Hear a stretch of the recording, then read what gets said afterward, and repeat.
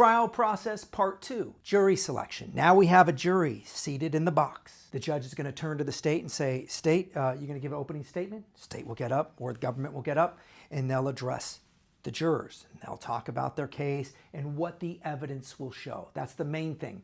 You're not supposed to make argument, although lawyers will try to get around that and try to make some argument during an opening statement.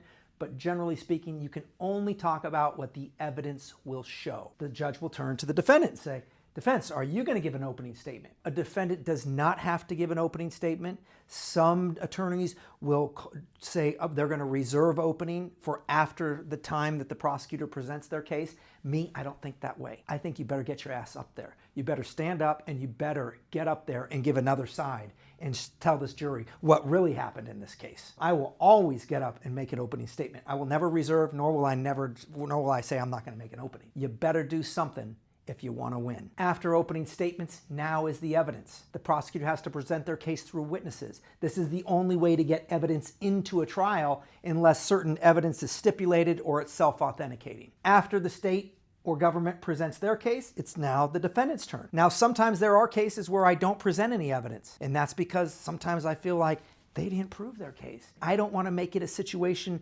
who has the better case. That's very rare. Usually I will present evidence, and I almost always like to have the defendant testify unless I just don't think it's necessary or there's something that he shouldn't take the stand. After each side presents their case, let's say the defendant presented some evidence. Now the prosecutor can come back and rebut that evidence. So they get to go almost twice. I don't get to do a rebuttal to the prosecutor's rebuttal. After all the evidence is closed, then the prosecutor and the defense are arguing about jury instructions. Ooh, I like this instruction. No, I like that instruction. Oh, I don't know. We can't agree on the instruction. Okay, then we got to present it to the judge. Judge, you make a determination what instruction could go before this jury.